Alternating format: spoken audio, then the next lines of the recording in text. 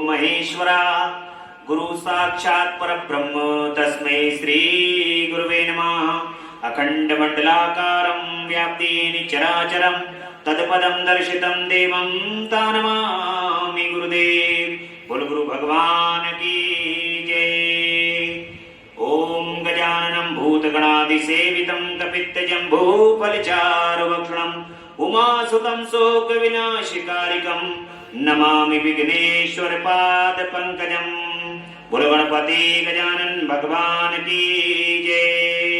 सर्वमंगल मंगल्ये शिवे सर्वार्थ साधिके शरण्ये त्र्यंबके गौरी नारायणी नमस्तुते। शरणागत दीनार्थ परित्राण प्राणे सर्वशास्त्र हरे देवी नारायणी नमस्तुते। जयंती मंगला काली भद्रकाली कपालिनी दुर्गा क्षमा शिवा धात्री स्वाहा स्वधा नमस्तुते। बोल जगदम्बा रानी की जय, अम्बा मैया की जय, बोल सच्चे दरबार की जय।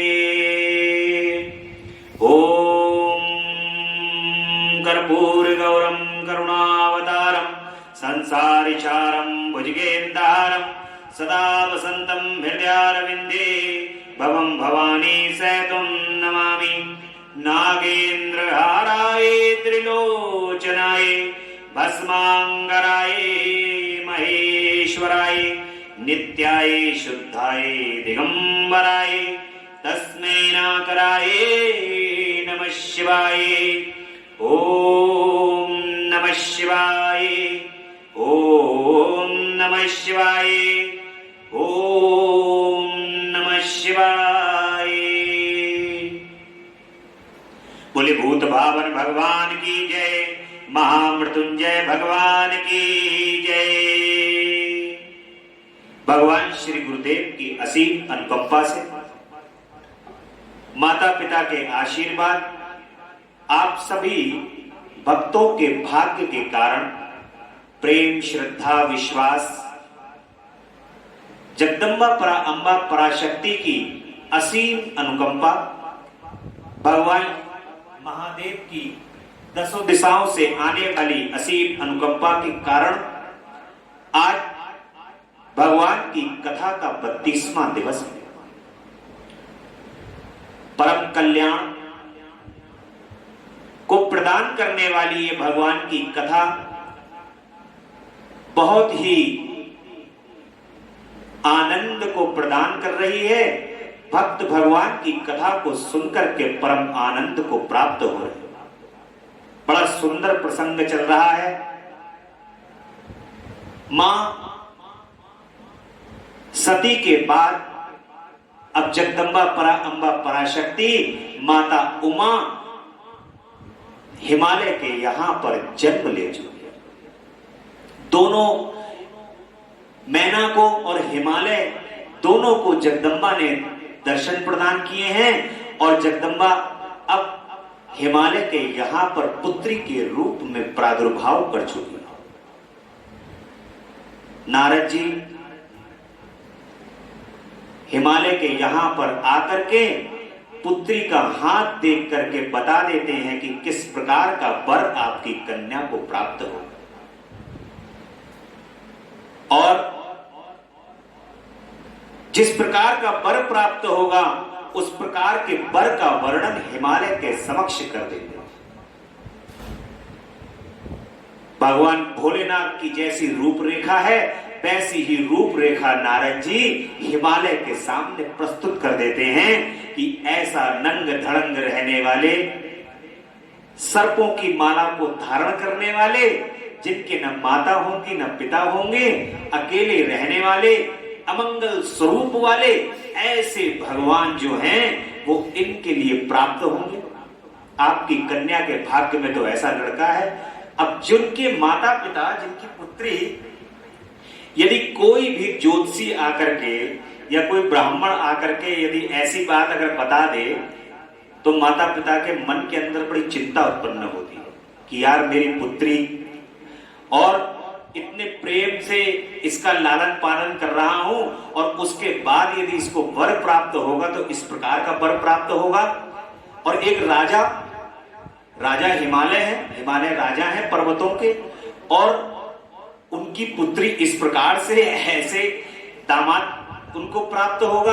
बड़ी चिंता होने लगी, चिंता से ग्रसित हो गए, और नारद जी की बात कभी मिथ्या भी नहीं जाती है, ये भी वो मन ही मन सोच रहे हैं, क्योंकि नारद जी कह रहे हैं वो बात कभी जो है वो गलत नहीं हो सकती। अब नारद जी जो हैं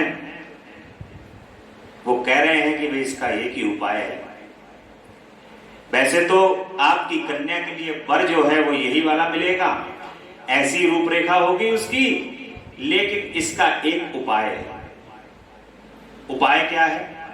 कोई भी ब्राह्मण या ज्योतिषी कोई भी ग्रह का संकट बताता है या कोई आपका भविष्य की भविष्यवाणी करेगा, तो उसके पास उसका उपाय भी अवश्य हो, वो आपको उसका उपाय भी बताएगा।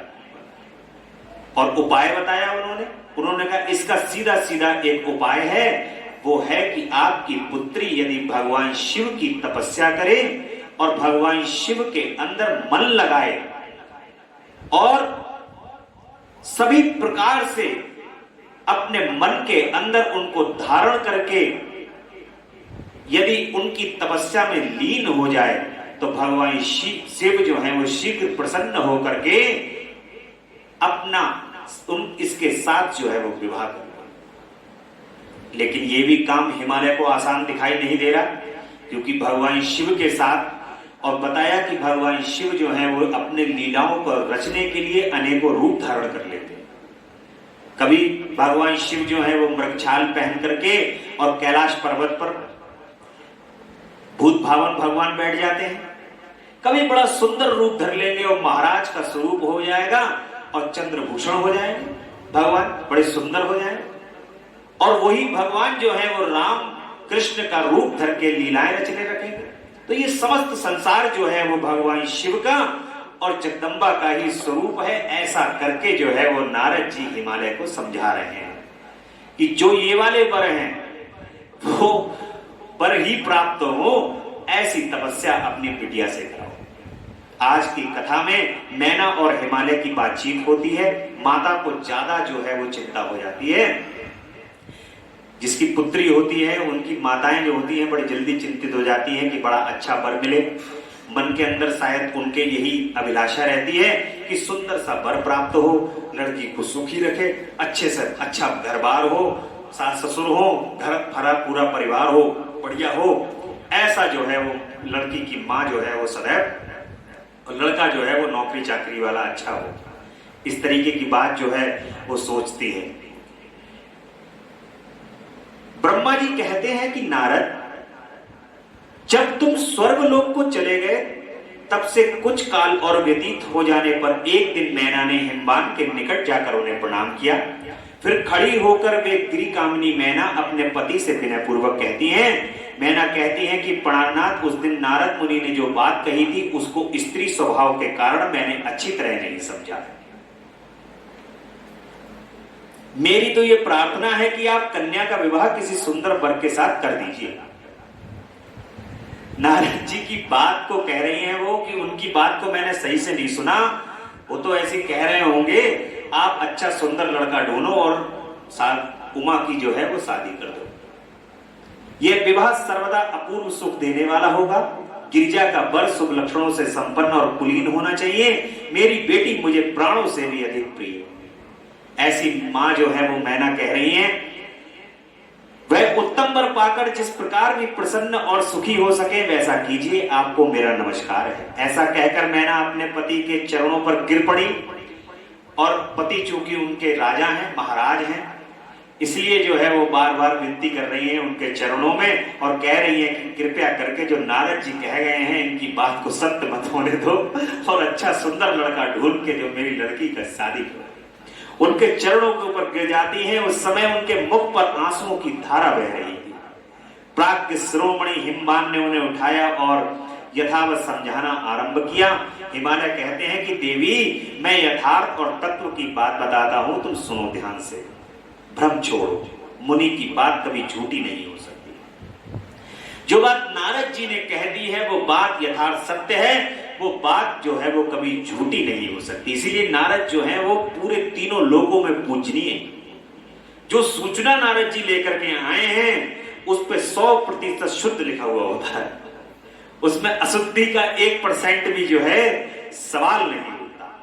नारद जी की बात 100% शुद्ध होती है, इसलिए भगवान ब्रह्मा जी, विष्णु जी और भगवान शिव बड़े ध्यान से नारद जी की बात को सुनते हैं। जो भी बात नारद जी कहते हैं वो नारद जी की बात कही हुई त्रिकाल सत्य होती है। यदि राक्षस ने भी कोई बात यदि कही है और वो जाकर के सूचना अगर देवताओं तक पहुंचती है या भगवान शिव या भगवान विष्णु तक पहुंचती है तो जस की तस पहुंचती है, उसमें जरा सी भी हेरा फेरी नहीं होती और तुरंत पहुंचती है। सूचना तंत्र भगवान का इतना स्ट्रॉन्ग और इतना बढ़िया है। नारद जी जो हैं इसीलिए जो है तीनों लोगों के अंदर पूजनीय है। नारद जी जहां पहुंचते हैं बड़े आदर सम्मान से उनको बैठाया जाता है, तुरंत बैठाला जाता है कि जो सूचना आए हैं सूचना लेके आए होंगे, सूचना लाए हैं तो 100% सत्य लेके आए। इसका मतलब अब इनको बैठा लो, अच्छे से सूचना लो, और सूचना के साथ साथ उसका उपाय भी बता के जाते हैं। कोई सूचना लेके आते हैं तो उसका उपाय भी बताते हैं, ये उनके अंदर खूबी है। ये नहीं है कि केवल जैसे जो केवल बुराई करने वाला व्यक्ति होता है ना, वो केवल बुराई करके छोड़ देता है। आया बुराई करके चला गया, हमने क्या आग लगेगी, सब निपटेंगे अपने आप, बात भाग गया होगा। लेकिन नारद जी बुराई करने नहीं आते किसी की। नारद जी तो इस संसार का कल्याण करने के लिए कोई बात बताने आते हैं और उस बात का उपाय भी संग में लेके आते हैं। यदि किसी को कोई श्राप लगा है तो श्राप का विमोचन भी नारद जी संग में लेके आते हैं कि तुम ऐसा ऐसा उपाय करो तो इस श्राप से बच जाओगे और तुम्हारा कल्याण होगा। इसलिए नारद जी जो हैं वो तीनों लोगों में पूजनीय हैं। वो कह रहे हैं यदि बेटी पर तुम्हें स्नेह है तो उसे सादर शिक्षा दो कि वह भक्ति पूर्वक सुस्थिर चित्त से भगवान शंकर के लिए तप करे। हिमालय कह रहे हैं कि बेटी को शिक्षा दो, समझाओ उसको और उससे कहो कि वो भगवान शिव की तपस्या करे अच्छे ढंग से। मैंने यदि भगवान शिव प्रसन्न होकर काली का पारिग्रहण कर लेते हैं तो सब शुभ ही होगा। क्योंकि माता ने जो है वो रात में दर्शन दोनों को प्रदान किए हैं जब वो जन्म लेने वाली थी, और माया का पर्दा उनके ऊपर डाल रखा है, क्योंकि माँ ने कहा है कि तुम पुत्री के रूप में ही मुझे समझोगे। जैसे अपने पुत्री का लाड़ दुलार करते हैं उसी तरीके से तुम मेरा लाड़ दुलार करोगे। ये भूल जाओगे कि मैं भगवती, ये तुम्हें स्मरण नहीं रहेगा। क्योंकि अगर पता चल गया, जैसे फॉर एग्जाम्पल भगवान ने किसी के घर में यदि जन्म ले लिया और उसको पता चल जाए ये भगवान है, तो रात दिन बस केवल सुबह की आरती होगी, दोपहर का भोग लगेगा, शाम को फिर आरती होगी, रात में बड़े अच्छे से शयन कराया जाएगा, सब लीला समाप्त हो जाएगी, सारे लोग दर्शन करेंगे। भगवान जो लीला करने आए हैं वो लीला कदापि नहीं होगा। इसलिए भगवान किसी को स्मरण नहीं रहने देते कि मैं हूं। भगवान श्री कृष्ण थे, नाना प्रकार की उन्होंने लीला की मथुरा में, वृंदावन में और द्वारिका में जाकर के, परंतु उन्होंने 1% भी किसी को यह ज्ञान नहीं होने दिया कि ये भगवान जो है वो श्री कृष्ण है, ये भगवान विष्णु है। ये किसी प्रकार का उन्होंने ज्ञान नहीं। अगर ज्ञान हो जाता तो क्या होता? लोगों को लगता तो था कि बड़े बड़े राक्षस मार रहे हैं, बड़ा कार्य कर रहे हैं, संसार के अंदर हैं तो कोई अद्भुत शक्ति, परंतु उन्होंने इस बात का ज्ञान नहीं होने दिया कि वे भगवान त्रिलोकीनाथ है। अगर ज्ञान हो जाता तो कहते हैं कि महाभारत काल में 5 लोगों को पता था कि ये भगवान श्री कृष्ण है। भगवान श्री कृष्ण ने उन 5 लोगों के अलावा किसी को इस बात का ज्ञान नहीं होने दिया। इन 5 लोगों में अर्जुन, जिसको साक्षात भगवान ने अपना विराट रूप दिखाया है, कुंती जो उनकी बुआ थी, कुंती को पता था कि ये भगवान श्री कृष्ण है, भगवान विष्णु है। भीष्म पितामह, उनको पता था ये साक्षात भगवान विष्णु है। और विदुर जी जो थे, उनको ये पता था कि ये साक्षात भगवान श्री कृष्ण है। और द्रौपदी,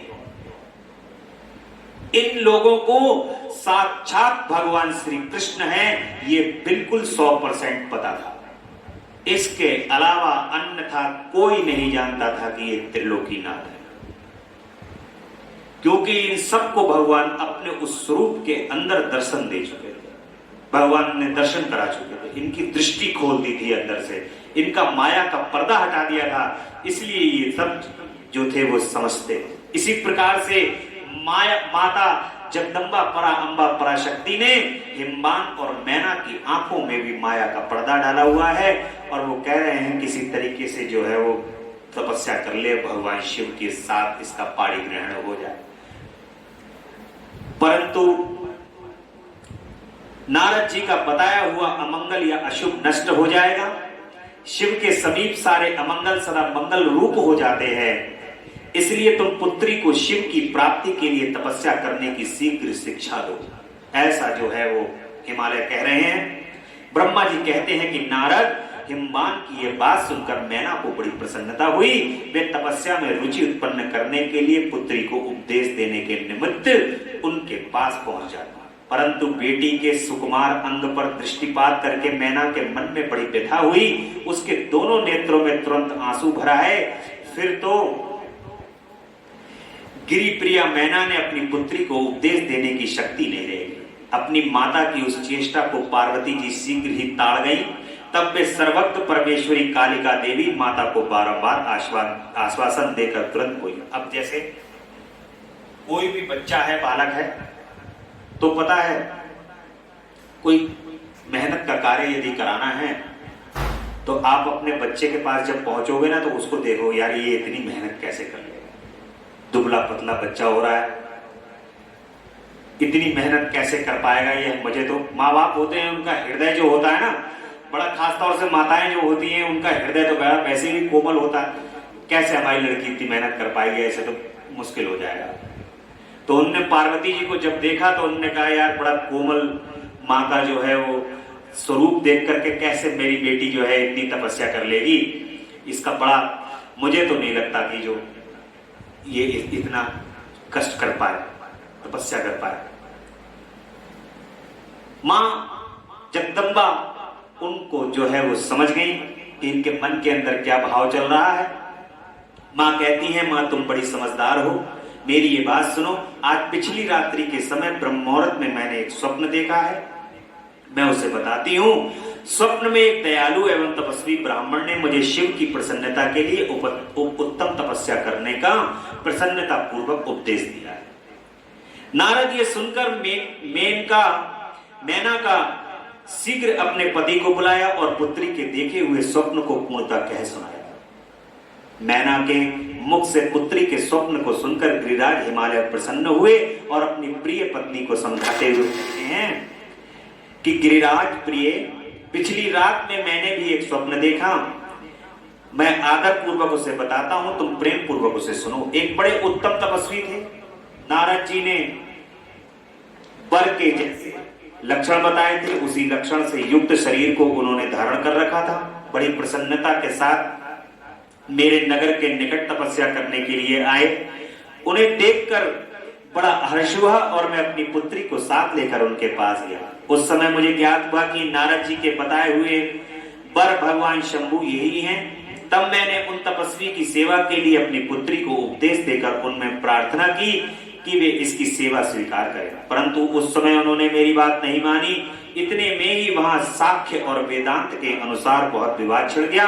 तदंतर उनकी आज्ञा से मेरी बेटी वही रह गई और अपने हृदय की कामना रखकर भक्ति पूर्वक उनकी सेवा करने लगी। सुमुखी मेरी ये देखा हुआ स्वप्न है जिसे मैंने तुम्हें बता दिया। अतः प्रिय, मैंने कुछ काल तक इस स्वप्न के फल की परीक्षा या प्रतीक्षा करनी चाहिए। हम लोगों को इस स्वप्न जो हमें दिखाई दिया है इसके फल की परीक्षा करनी चाहिए।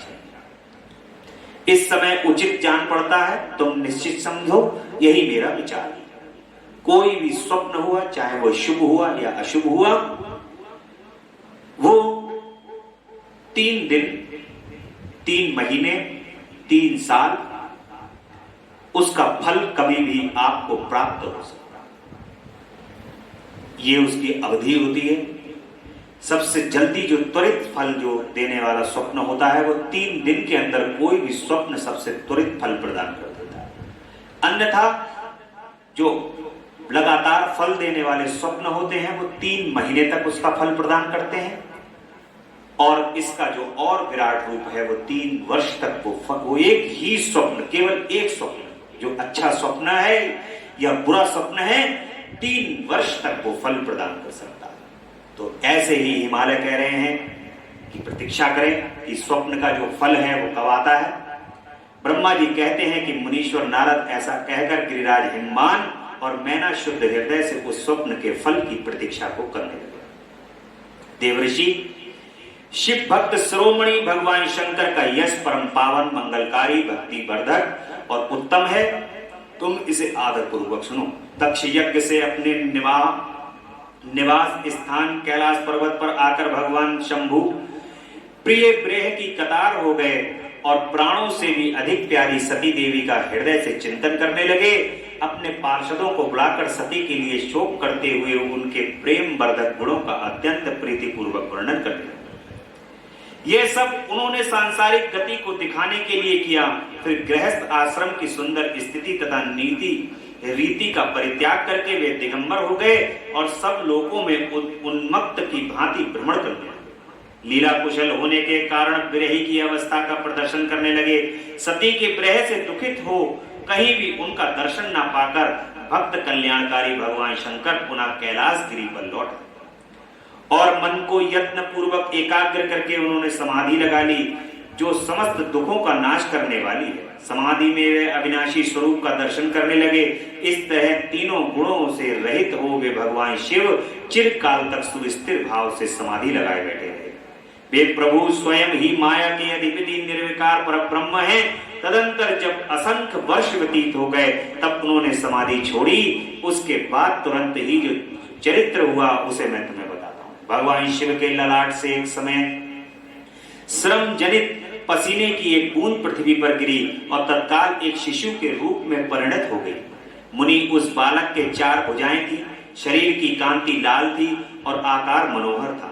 दिव्य धृति से दीप्तिमान वह शोभाशाली बालक अत्यंत दुस्सह तेज से संपन्न था। तथापि उस समय लोकाचार परायण परमेश्वर शिव के आगे वह साधारण शिशु की भांति रोने लगा। यह देख पृथ्वी भगवान शंकर से भयमान उत्तम बुद्धि से विचार करने के पश्चात सुंदर स्त्री का रूप धारण करके वहीं प्रकट हो गई। उन्होंने उस सुंदर बालक को तुरंत उठाकर अपनी गोद में रख लिया और अपने ऊपर प्रकट होने वाले दूध को ही स्तन्य के रूप में उसे पिलाने लगी। उन्होंने स्नेह से उसका मुंह पर प्यार किया और अपना ही बालक मान हंस हंस कर उसे खिलाने लगी। परमेश्वर शिव का हित साधन करने वाली पृथ्वी देवी सच्चे भाव से स्वयं उसकी माता बन गई। संसार की सृष्टि करने वाले परम कौतुकी एवं विद्वान अंतर्यामी शंभु वह चरित्र देखकर हंस पड़े और पृथ्वी को पहचान कर उससे बोले कि धरणी तुम धन्य हो, मेरे इस पुत्र को का प्रेम पूर्वक पालन करो। यह श्रेष्ठ शिशु मुझ महातेजस्वी शंभु के श्रम जल पसीने से तुम्हारे ही ऊपर उत्पन्न हुआ है। हे वसुधे, तुम प्रियकारी बालक यद्यपि मेरे श्रम जल से प्रकट हुआ है, तथापि तुम्हारे नाम से तुम्हारे ही पुत्र के रूप में इसकी ख्याति होगी।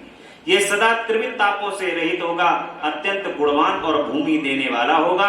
यह मुझे भी सुख प्रदान करेगा। तुम इसे अपनी रुचि के अनुसार ग्रहण करो। ब्रह्मा जी नारद ऐसा कहकर भगवान शिव चुप हो जाते हैं। उनके हृदय से विरह का प्रभाव कुछ कम हो गया। उनसे विरह क्या था, वे लोकाचार का पालन कर रहे थे। वास्तव में सत्पुरुषों के प्रिय श्री रुद्रदेव निर्विकार परमात्मा ही हैं। शिव की उपयुक्त आत्मा को सिरोधार्य करके पुत्र सहित पृथ्वी देवी शीघ्र ही अपने स्थान को चली। उन्हें आत्यंतिक सुख मिला। वह बालक भौम नाम से प्रसिद्ध हुआ और युवा होने पर तुरंत काशी चला गया और वहां उसने दीर्घ काल तक भगवान शंकर की सेवा की।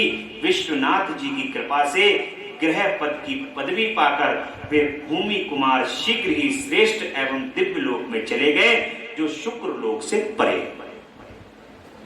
इस प्रकार से भौम का अवतार हो जाता। भौमा अवतार यानी कि मंगल की उत्पत्ति भगवान के पसीने से हुई है, भगवान शिव के।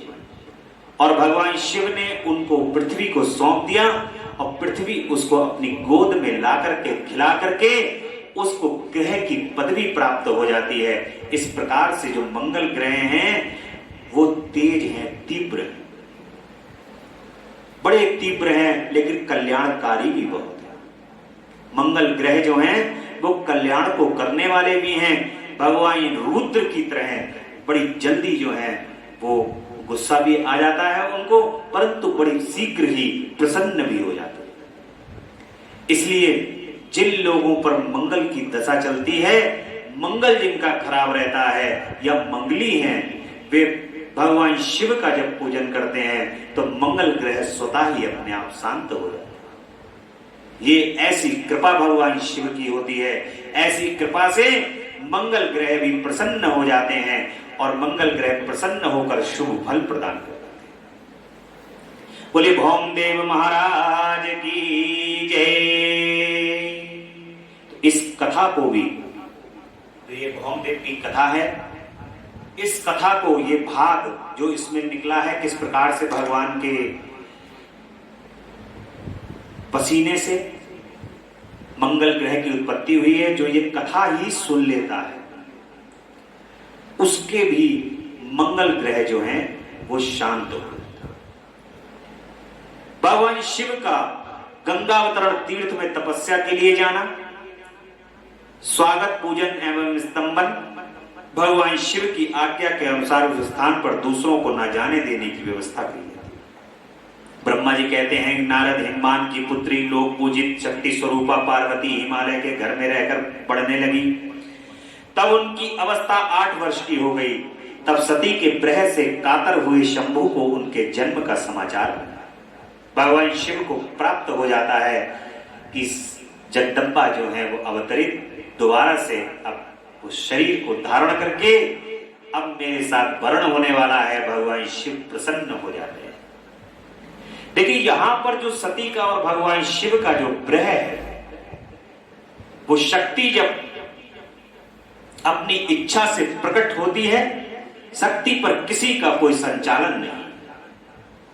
अपनी इच्छा से सती आएगी और अपनी इच्छा से शक्ति आएगी और अपनी इच्छा से शक्ति जो है वो जाएगी। शक्ति का खुद का स्वयं संचालित करने का एक नियम होता है। यही नियम का पालन जो है वो शक्ति यहां पर कर रही है। जब उनकी स्वयं इच्छा होगी कि उनका वर्ण भगवान शिव करें, तो वे शक्ति प्रकट होंगी और प्रकट होने के बाद भगवान शिव के साथ वर्णित होंगी। इसलिए जब सती की इच्छा हुई कि आज दक्ष के यज्ञ का विध्वंस करके लीला को समाप्त करके, ये लीला यही समाप्त करनी है और शरीर को धारण करके अब भगवान शिव का पारिग्रहण करना है उनके साथ, तब शक्ति अपनी इच्छा से प्रकट हो जाती हैं और प्रकट होने के बाद आज भगवान शिव के साथ दोबारा शरीर को धारण करके आने वाली है। परंतु जो सूक्ष्म रूप होता है, जो परालौकिक स्वरूप है, पर ब्रह्म स्वरूप है, वो तो कभी कदापि भगवान शिव से कभी अलग होता ही नहीं। वो स्वरूप तो हमेशा उनके साथ ही रहता है। ये समस्त ब्रह्मांड ही खत्म हो जाएगा यदि वो स्वरूप साथ में नहीं रहे। लेकिन यहां पर लीला को करने के लिए माता जो है वो आ चुकी हैं। बालिका को देख करके भगवान शिव जो है बड़ा आनंद का अनुभव कर रहे हैं। किसी को भी अगर पता चलता है ना कि हमारी शक्ति बढ़ने वाली है, अनुमान लग जाता है पहले से, तो बड़ा प्रसन्न चित्त, आनंद चित्त हो जाता है व्यक्ति। उसी प्रकार से भगवान शिव का मन प्रफुल्लित हो रहा है कि शक्ति आने वाली है, अब उनको शक्ति प्राप्त होने वाली है। देखिए बगैर शक्ति के वो भी नीरस हो गए हैं, शून्य हो गए हैं। उनका मन भी जो है वो योगी हो गया है और वो सोच रहे हैं कि अब मैं करूं तो करूं क्या।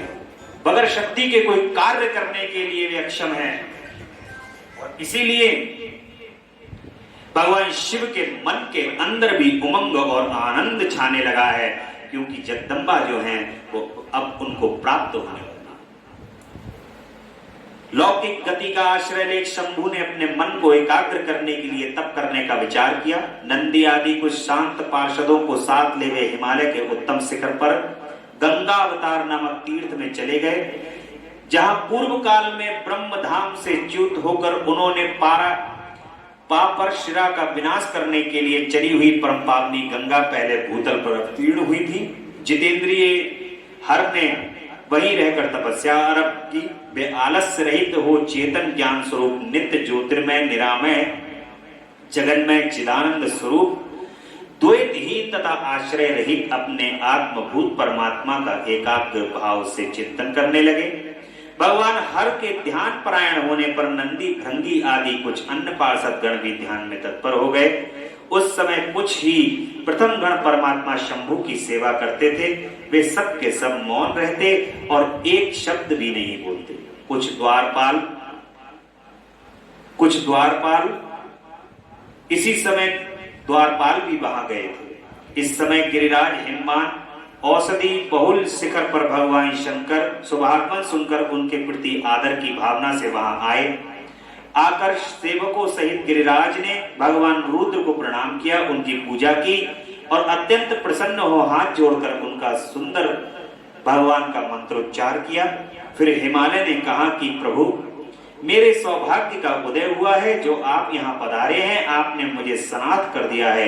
क्यों ना हो महात्माओं ने ये ठीक ही वर्णन किया है कि आप दीन वत्सल हैं।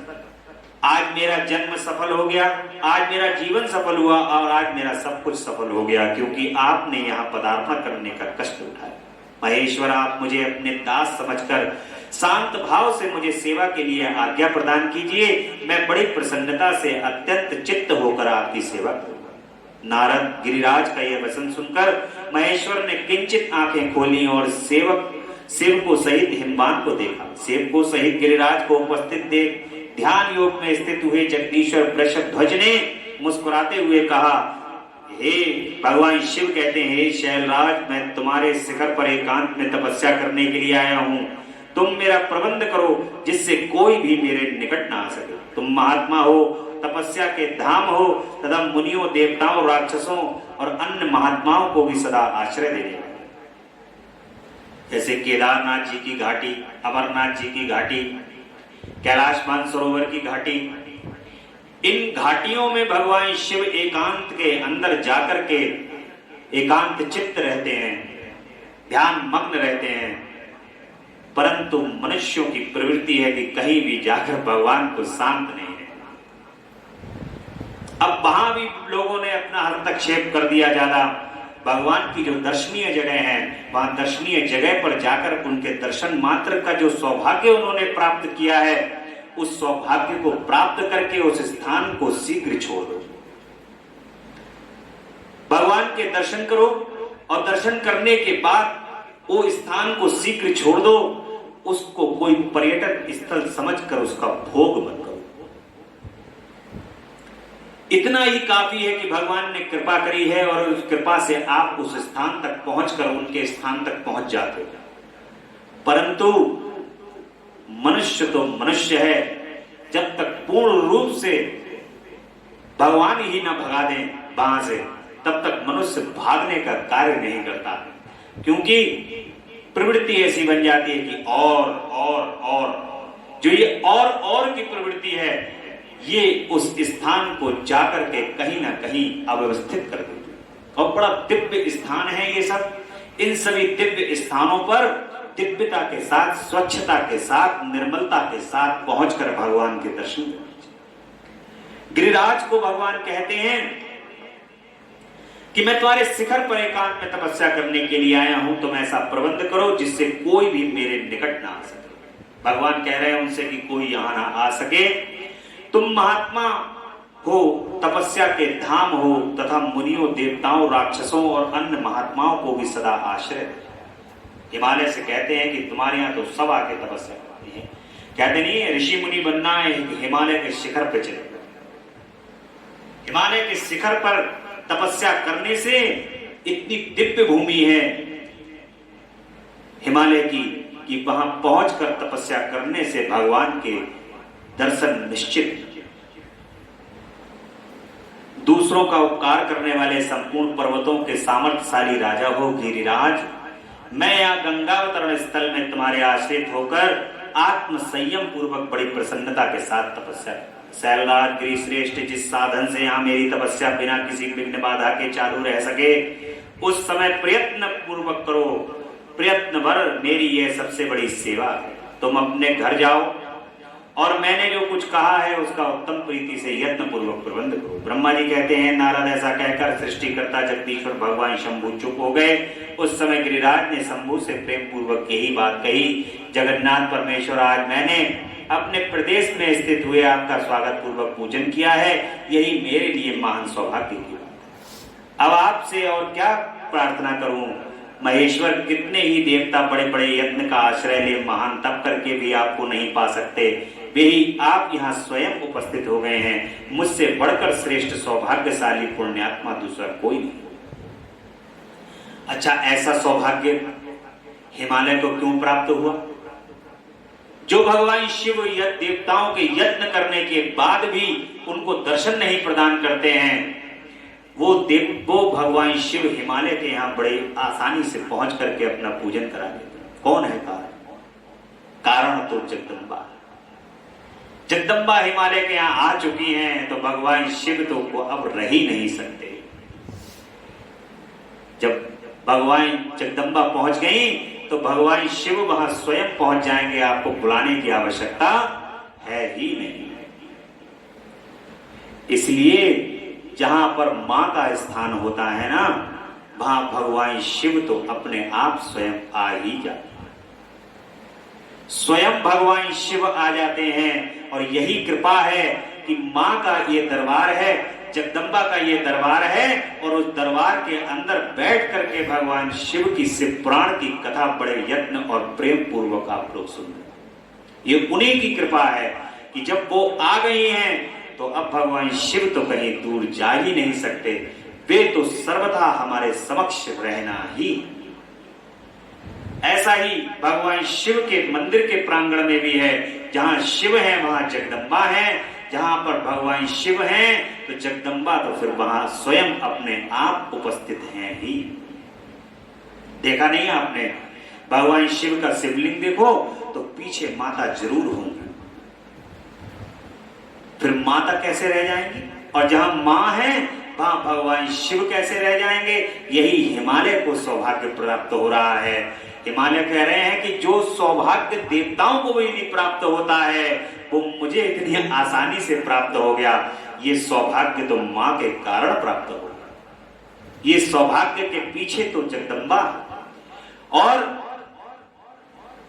वे ही आप यहाँ स्वयं प्रभु उपस्थित हो गए हैं। मुझसे बढ़कर श्रेष्ठ सौभाग्यशाली और पुण्य आत्मा दूसरा कोई है ही नहीं, क्योंकि आप मेरे पृष्ठभाग पर तपस्या के लिए उपस्थित हुए हैं परमेश्वर।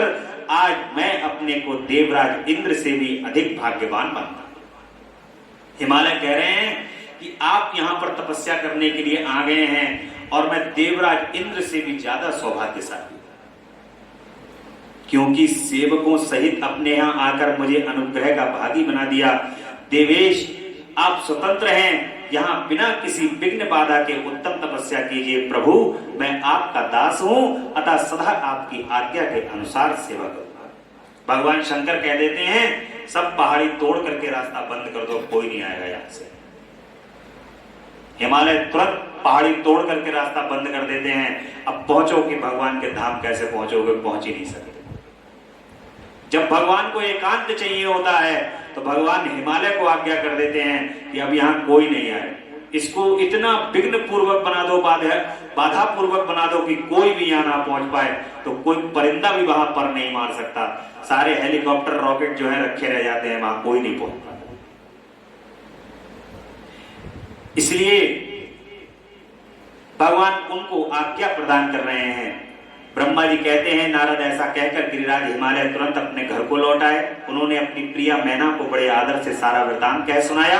अब उनके स्वप्न का फल आना शुरू हो गया। जो उन्होंने फल देखा था कि एक महात्मा है, मैं अपनी पुत्री को वहां ले गया, अब फल निकलना शुरू हो गया। भगवान शिव मिल गए। पहला फल तो यही हो गया, उनके पूजन करने का सौभाग्य प्राप्त हो गया, और उनके दर्शन करने का और सबसे बड़ा सौभाग्य भगवान वहां रहने के लिए कहने लगे कि मुझे आपके पृष्ठभाग पर रह करके यहाँ तपस्या करनी है। इससे बड़ा सौभाग्य अब और क्या प्राप्त होगा हिमालय को। यानी कि स्वप्न का पूरा पूरा 100% असर दिखाई दे रहा है। हिमालय कहते हैं कि आज से कोई भी गंगावतरण नामक स्थान में जो मेरे पृष्ठ भाग में ही है मेरी आज्ञा मानकर ना जाए। मैं सच्ची बात कहता हूं, यदि कोई वहां जाएगा तो उसे महादुष्ट को मैं विशेष दंड दूंगा।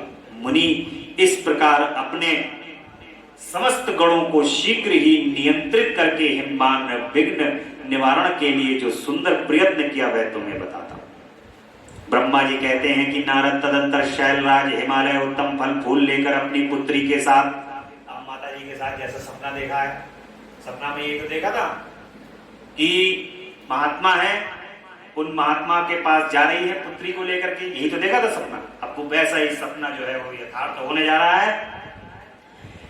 अद्भुत कन्या काली को लेकर के हृदय से उनकी सेवा में अर्पित कर दे। फल फूल सारी सामग्री उनके सामने रखकर पुत्री को शैलराज से शंभु से भगवान शिव के पास ले जाते हैं और सारी फल फूल सामग्री जितनी भी है भगवान के आगे रख देते हैं और अपनी पुत्री को भी ले जाते हैं।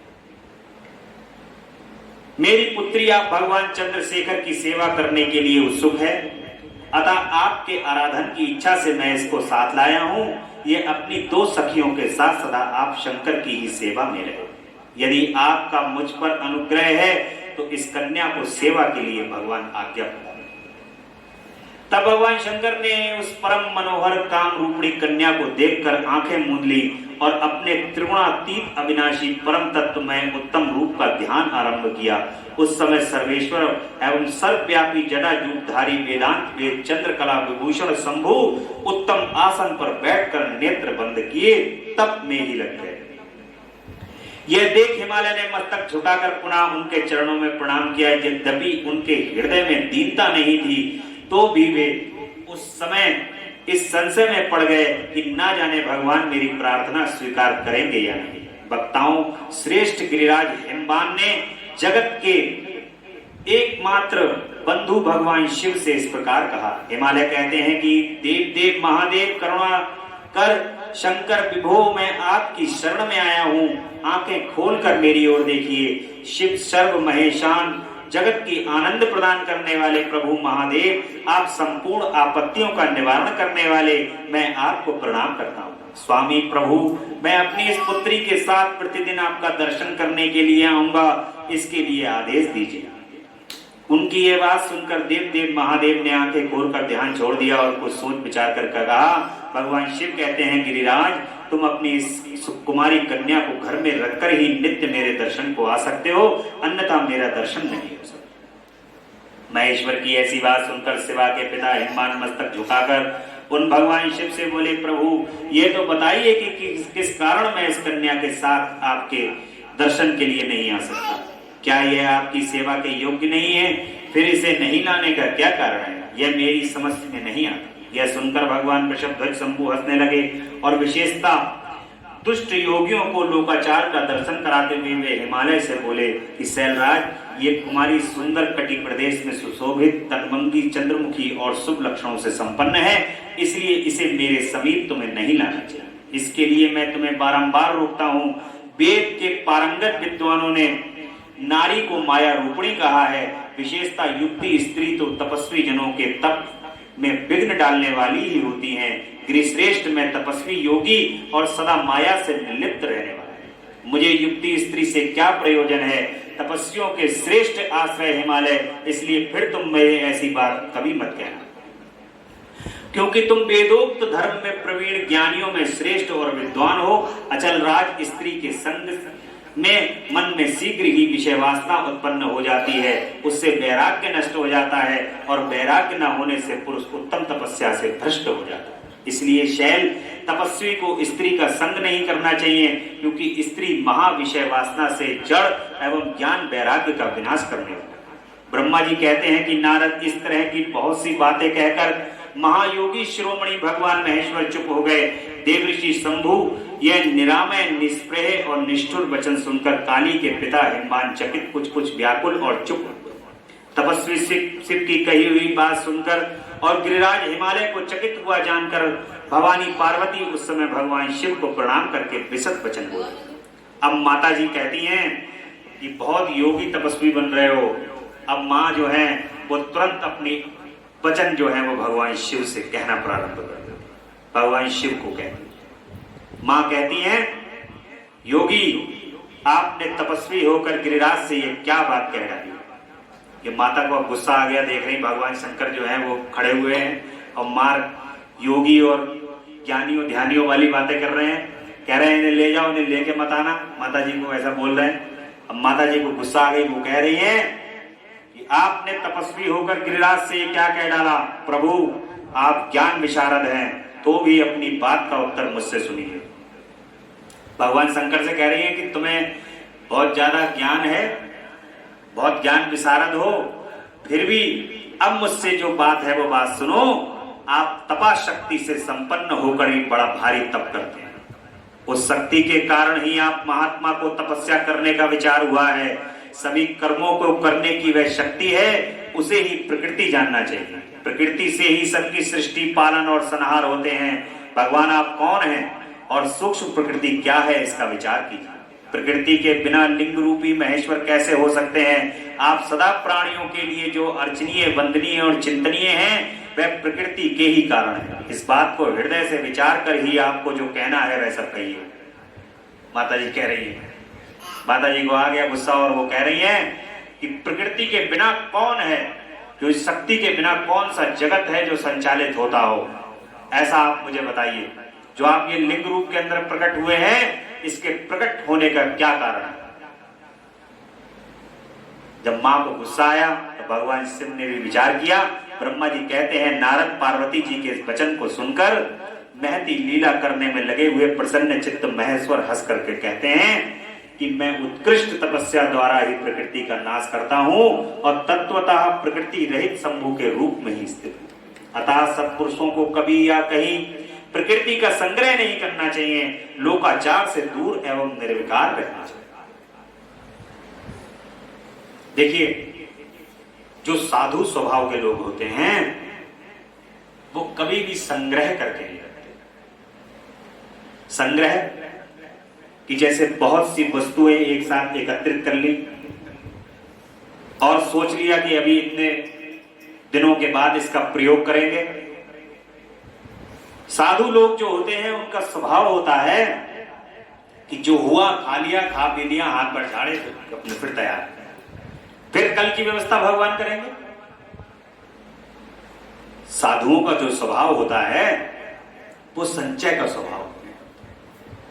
इसलिए भगवान शिव कह रहे हैं लोकाचार से दूर एवं निर्विकार रहना चाहिए। नारद जब शंभु ने लौकिक व्यवहार के अनुसार ये बात कही, तब काली मन ही मन हंसकर मधुरवाणी से कहती हैं। माता जी हंसने लगती हैं और कहती हैं, माता कहती हैं कि कल्याणकारी प्रभु योगी राज, आपने जो बात कही है, क्या वह वाणी प्रकृति नहीं है। जिस वाणी से बोल रहे हो वो वाणी प्रकृति नहीं है क्या, शक्ति नहीं है। ध्वनि क्या है, पावर, शक्ति नहीं है। फिर आप उससे परे क्यों नहीं हो गए, बोलो मत। क्यों प्रकृति का सहारा लेकर बोलने लगे। इस सब बातों को विचार करके तात्विक दृष्टि से जो यथार्थ बात है उसी को कहना चाहिए। यह सब कुछ सदा प्रकृति से बंधा हुआ है, इसलिए आपको ना तो बोलना चाहिए और ना ही कुछ करना चाहिए, क्योंकि कहना और करना सब व्यवहार प्रकृति है। कुछ करना, कुछ कहना, सब क्या है, प्रकृति है। आप अपनी बुद्धि से इसको समझिए। आप जो कुछ सुनते हैं, खाते, देखते और करते हैं, वह सब प्रकृति का ही कार्य है। झूठे बात विवाद करना व्यर्थ है। प्रभु शंभु, यदि आप प्रकृति से परे हैं तो इस समय इस हिमवान पर्वत पर आप तपस्या किस लिए करते हैं। हर प्रकृति ने आपको निगल लिया है, अतः आप अपने स्वरूप को नहीं जानते। ईश, आप यदि अपने स्वरूप को जानते हैं तो किस लिए तप करते हैं। योगी, मुझे आपके साथ बात विवाद करने की क्या आवश्यकता है। प्रत्यक्ष प्रमाण उपलब्ध होने पर विद्वान पुरुष अनुमान प्रमाण को नहीं मानते। जो कुछ प्राणियों की इंद्रियों का विषय होता है वह सब ज्ञानी पुरुषों को बुद्धि से विचार कर प्राकृति ही मानना चाहिए। योगेश्वर, बहुत कहने से क्या लाभ, मेरी उत्तम बात सुनिए। मैं प्रकृति हूं, आप पुरुष हैं। यह नित्य है और सत्य है, इसमें कोई संशय नहीं। मेरे अनुग्रह से ही आप सगुण और साकार माने गए हैं, मेरे बिना तो आप निरीह हैं। शक्ति के बिना जो है, माता कह रही है कि मेरे बिना तुम जो हो निरीह हो, कुछ भी नहीं कर सकते हो। आप जितेंद्रिय होने पर भी प्रकृति के अधीन हो, सदा नाना प्रकार के कर्म करते रहते हैं, फिर निर्विकार कैसे हैं? मुझे और मुझसे लिप्त कैसे नहीं है? शंकर, यदि आप प्रकृति से परे हैं और यदि आपका यह कथन सत्य है, तो आपके मेरे समीप रहने पर भी डरना नहीं चाहिए। ब्रह्मा जी कहते हैं, पार्वती का ये शास्त्र शास्त्र के अनुसार कहा हुआ वचन सुनकर भगवान शिव वेदांत मत से स्थिर हो उनसे यूं बोले, सुंदर भाषण करने वाली गिरिजा, यदि तुम साक्ष्य मत को धारण करके ऐसी बात कहती हो तो प्रतिदिन मेरी सेवा करो। भगवान कहते हैं, बाहर गए सातार्थ में यहाँ पर, और भगवान कह रहे हैं कि अगर ऐसी बात है तो तुम प्रतिदिन जो है वो मेरी सेवा करो। जान तो भगवान शिव भी है, अगर माता जो है वो उनको बोध ना कराएं तो भगवान शिव जो है वो दूर कर दें उस समय पर। तो इसलिए माता ने उनको बोध कराया कि वही प्रकृति तो है, जो प्रकृति तुम्हारे अंदर स्थित है, उस प्रकृति को दूर क्यों कर रहे हो? आज उस प्रकृति को मना क्यों कर रहे हो यहाँ आने से? ऐसा भगवान शिव से कह रही हैं। तो भगवान शिव कह रहे हैं कि आ जाया करो, सेवा करा करो, परंतु ये सेवा शास्त्र निषिद्ध नहीं होनी चाहिए। गिरिराज ऐसा कहकर भक्तों पर अनुग्रह और उनका मनोरंजन करने वाले भगवान शिव हितवान से बोले कि गिरिराज, मैं यही तुम्हारे अत्यंत रमणीय श्रेष्ठ शिखर की भूमि पर उत्तम तपस्या तथा अपने आनंद में परमार्थ स्वरूप का विचार करता हुआ विचरूंगा। पर्वतराज, आप मुझे यहाँ तपस्या करने की अनुमति दो। आपकी अनुज्ञा के बिना कोई तप नहीं किया जा सकता। देवादिदेव शूलधारी भगवान शिव का यह कथन सुनकर हिमवान अपने प्रमाण उनको प्रणाम करके, महादेव देवता असुर और मनुष्यों सहित संपूर्ण जगत तो आपका ही है, मैं तुच्छ होकर आपसे क्या कहूँ। ब्रह्मा जी कहते हैं कि नारद गिरिराज हिमवान के ऐसा कहने पर लोक कल्याणकारी भगवान शंकर हंस करके आनंद पूर्वक उनसे बोले, अब तुम जाओ। शंकर की आज्ञा पाकर हिमवान अपने घर लौट गए। वे गिरिराज के साथ प्रतिदिन, वो माता गिरिजा के साथ प्रतिदिन उनके दर्शन के लिए आते थे। माता को रोज लेकर के आते थे। पहले भगवान शंकर ने मना कर दिया, लेकिन बाद में माता ने उनको समझाया तो कहा कि चलो रोज आ जाया करो दर्शन करने के लिए। अब वो रोज आने लगे। काली अपने पिता के बिना भी दोनों सखियों के साथ नित्य शंकर जी के पास चली जाती थी। भगवान शंकर के पास अब माता जी जो है वो जाने लगी। रास्ता उन्होंने खोल दिया और उनके नित्य जाकर के भक्ति पूर्वक उनकी सेवा करने लगी। नंदीश्वर आदि कोई भी गण उन्हें रोकता ही नहीं था। अब जो भगवान के गण लगे थे, जो कभी भगवान शिव के धाम में जाओ तो तुरंत उनके गण जो है वो रोक लेते हैं। उनके गणों को पार करके ही जाना सबसे बड़ा कठिन कार्य है। इसलिए द्वार पर सबसे पहले नंदी का ही पूजन करा जाता है। नंदी महाराज, हमें भगवान शंकर के दर्शन करा दो। प्रार्थना उन्हीं से करी जाती है। लेकिन माता जी जब जाती थी तो उस समय पर कोई गण भगवान शिव का उनको नहीं रोकता था, क्योंकि सबको पता है जगदम्बा है ये, इनको रोकना जरा सा भी कदापि सही नहीं है। माता जैसे आ रही हैं, जो कर रही हैं करने दो, जितनी देर रुक रही है रुकने दो, फिर जाने दो। इसलिए उनको भी बड़े मन के अंदर हर्ष होता था कि अब तो जगदम्बा जो है वो भगवान शिव के साथ उपस्थित होने वाली हैं। शिव और शक्ति जो है वो आपस में दोनों मिलने वाले हैं और भगवान शिव और शक्ति से समस्त जगत का कल्याण होने वाला। सभी के मन के अंदर ये उल्लास है और हर्ष है और ये लीला जो है बड़े प्रेम से चल रही है। महेश्वर की आज्ञा से प्रत्येक गण पवित्रता पूर्वक रहकर उनकी आज्ञा का पालन करता था। जो विचार करने से परस्पर अभिन्न सिद्ध होते थे, उन्हीं शिवा और शिव ने सख्य और वेदांत मत से स्थित हो जो कल्याणदायक संवाद किया, वह सर्वदा सुख दे। यह संवाद मैंने यह कह सुनाया है।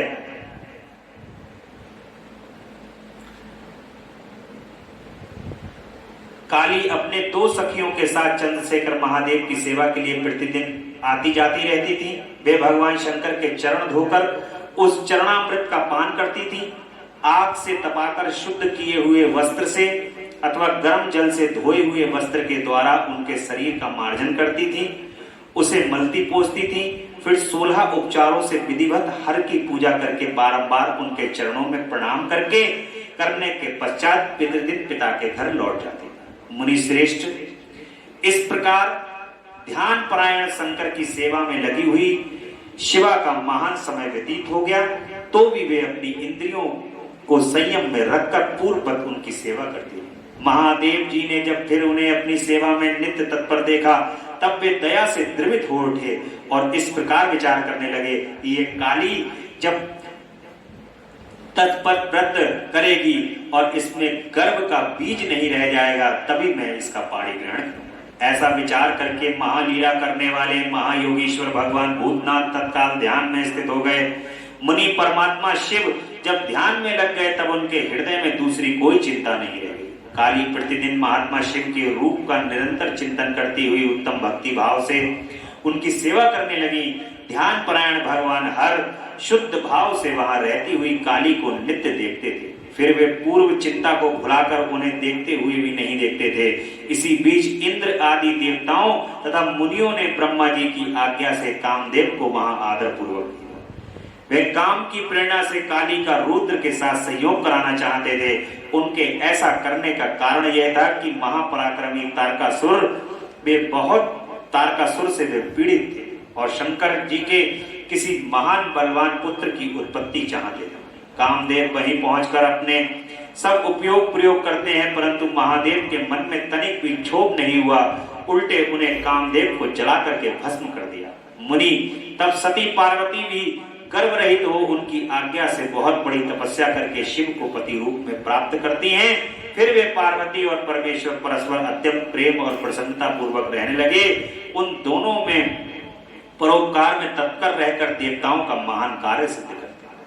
तारकासुर के सताए हुए देवताओं का ब्रह्मा जी को अपनी कष्ट कथा सुनाना, ब्रह्मा जी का उन्हें पार्वती के साथ शिव के विवाह के लिए उद्योग करने का आदेश देना और ब्रह्मा जी के समझाने से तारकासुर का स्वर्ग को छोड़। सूत जी कहते हैं कि तदंतर नारद जी के पूछने पर पार्वती के विवाह के विस्तृत प्रसंग की उपस्थिति करते हुए ब्रह्मा जी ने तारकासुर की उत्पत्ति की, उसके उग्र तप, मनोवांछित वर प्राप्ति तथा देवता और असुर सबको जीतकर स्वयं इंद्र पर प्रतिष्ठित हो जाने की कथा सुनाई। तत्पश्चात ब्रह्मा जी ने कहा कि तारकासुर तीनों लोगों को अपने बस में करके जब स्वयं इंद्र हो गया, तब उसके समान कोई दूसरा शासक नहीं रहेगा। कोई भी बलवान हो जाता है, सबसे पहले स्वर्ग पे बन जाता है। धरती पर कोई भी जब तक करता है, खास तौर से राक्षस प्रवृत्ति का व्यक्ति जो होता है, वो जब तक करता है, तो इंद्र को सबसे पहले चिंता उत्पन्न हो जाती है कहीं ऐसा ना हो कि स्वर्ग का सिंहासन चढ़ जाए। और यही हुआ। तारकासुर ने भी जो है वो अपने बल से इंद्र को हटा करके स्वर्ग पे कब्जा कर लिया है और जितेंद्रिय असुर त्रिभुवन का एकमात्र स्वामी होकर अद्भुत ढंग से राज्य का संचालन कर रहा है।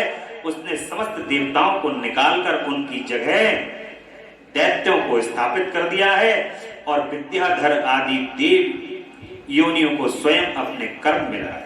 मुनि तदंतर तारकासुर के सताए हुए इंद्र आदि संपूर्ण देवता अत्यंत व्याकुल और अनाथ होकर के मेरी शरण में आए हैं। उन सब ने मुझ प्रजापति को प्रणाम करके बड़ी भक्ति से मेरा मंत्रोच्चारण किया है और अपने दारुण दुख की बातें बताकर कहा कि प्रभु आप ही हमारी गति हैं, आप ही हमें कर्तव्य का उपदेश देने वाले हैं और आप ही हमारे दाता उद्धारक। हम सब देवता तारकासुर नामक अग्नि में जलकर अत्यंत व्याकुल हो रहे हैं। जैसे सन्निपात रोग से प्रबल औषधि भी निर्मल हो जाती हैं, उसी प्रकार उस असुर ने हमारे सभी क्रूर उपायों को बलहीन बना दिया। भगवान विष्णु के सुदर्शन चक्र पर ही हमारी विजय की आशा अवलंबित रहती है, परंतु वह भी उसके कंठ पर कुंठित हो गया। उसके गले में पड़कर वह ऐसा प्रतीत होने लगा मानो उस असुर को फूल की माला पहनाई गई। मुनि देवताओं का यह कथन सुनकर मैंने उन सबसे समयोचित बात कही। देवताओं, मेरे ही वरदान से दैत्य तारकासुर इतना बढ़ गया है, अतः मेरे हाथों ही उसका वध होना उचित है। जो जिससे पलकर बड़ा हो उसका उसी के द्वारा वध होना योग्य नहीं। विष के वृक्ष को भी यदि स्वयं सींच कर बड़ा किया जाए, बड़ा किया गया हो तो स्वयं काटना अनुचित माना गया है। तुम लोगों का सारा कार्य करने के लिए योग्य भगवान शंकर हैं, किंतु वे तुम्हारे कहने पर भी स्वयं उस असुर का सामना नहीं कर सकते। तारक, दैत्य स्वयं अपने पाप से नष्ट होगा। मैं जैसा उपदेश करता हूं तुम वैसा कार्य करो। मेरे बर के प्रभाव से न मैं तारकासुर का वध कर सकता हूं, न भगवान विष्णु कर सकते हैं और न भगवान शंकर ही उनका वध कर सकते हैं। दूसरा कोई वीर पुरुष अथवा सारे देवता मिलकर भी उसे नहीं मार सकते। यह मैं सत्य कहता हूं देवताओं, यदि भगवान शिव के पुत्र की उत्पत्ति होती है तो वही तारक दैत्य का वध कर सकता है, दूसरा कोई नहीं। सुरश्रेष्ठ गण, इसके लिए जो उपाय है मैं बताता हूं उसे करो। महादेव की कृपा से वह उपाय अवश्य सिद्ध होगा।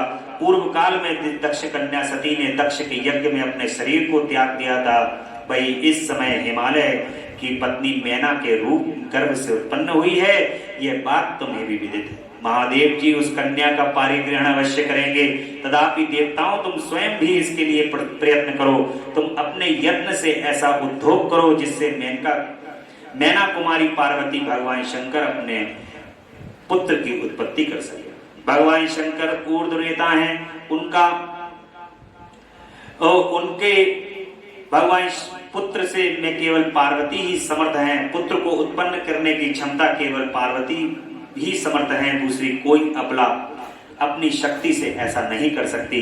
गिरिराज की पुत्री वे पार्वती इस समय युवावस्था में प्रवेश कर चुकी हैं और हिमालय पर तपस्या में लगे हुए महादेव की प्रतिदिन सेवा करती हैं। अपने पिता हिमवान के कहने से काली शिवा अपनी 2 सखियों के साथ ध्यान परायण परमेश्वर शिव की संग्रह सेवा करती हैं। तीनों लोकों में सबसे अधिक सुंदरी पार्वती शिव के सामने रहकर प्रतिदिन उनकी पूजा करती हैं। तथापि वे ध्यान मग्न महेश्वर मन ही ध्यानहीन स्थिति में नहीं, अर्थात ध्यान भंग करके पार्वती की ओर देखने का विचार भी मन में नहीं लाते। देवताओं, चंद्रशेखर शिव जिस प्रकार काली को अपनी भार्या बनाने की इच्छा करें, वैसी चेष्टा तुम लोग शीघ्र ही प्रयत्न पूर्वक। मैं उस दैत्य के स्थान पर जाकर तारकासुर को पूरे हट से हटाने की चेष्टा करूंगा, था तुम लोग अपने स्थान को जाओ। नारद देवताओं में ऐसा कहकर मैं शीघ्र ही तारकासुर से मिला और बड़े प्रेम से बुलाकर मैंने उससे इस प्रकार कहा कि तारक, यह स्वर्ग हमारे तेज का सार तत्व है, परंतु तुम यहाँ के राज्य का पालन कर रहे हो, जिसके लिए तुमने उत्तम तपस्या की थी उससे अधिक चाहने लगे हो। मैंने तुम्हें उससे छोटा ही वर दिया था, स्वर्ग का राज्य कदापि नहीं दिया था, इसलिए तुम स्वर्ग को छोड़कर पृथ्वी पर राज्य करो। असुर श्रेष्ठ देवताओं के योग्य जितने भी कार्य हैं वे सब तुम्हें वहीं से सुलभ होंगे, इसमें अन्यथा विचार करने की आवश्यकता नहीं। ऐसा कहकर उस असुर को समझाने के बाद मैं शिवा और शिव का स्मरण करके वहां से अदृश्य हो गया।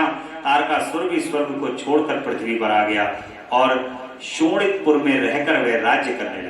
फिर सब देवता भी मेरी बात सुनकर मुझे प्रणाम करके इंद्र के साथ प्रसन्नता पूर्वक बड़ी सावधानी के साथ इंद्रलोक में आ गए। वहां आकर परस्पर मिलकर आपस में सलाह करके कि वे सब देवता इंद्र से प्रेम पूर्वक बोले कि भगवान शिवा में जैसे भी काम मूलक रुचि हो वैसा ब्रह्मा जी का बताया हुआ सारा प्रयत्न आपको करना चाहिए। इस प्रकार देवराज इंद्र से संपूर्ण वृतांत का निवेदन करके वे देवता प्रसन्नता पूर्वक सब और अपने अपने स्थान को चले जाते। इंद्र द्वारा काम का स्मरण करके उनके साथ बातचीत के कहने से काम कश्यप को मोह लेने का प्रस्थान किया जाता है। ब्रह्मा जी कहते हैं कि नारद देवताओं के चले जाने पर दुरात्मा तारक दैत्य से पीड़ित हुए इंद्र ने कामदेव का स्मरण किया। कामदेव तत्काल वहां आ पहुंचा। तब इंद्र ने मित्रता का धर्म बदलाते हुए कामदेव से कहा कि मित्र, काल वशात मुझ पर असाध्य दुख आ पड़ा है, उसे तुम्हारे बिना कोई भी दूर नहीं कर सकता।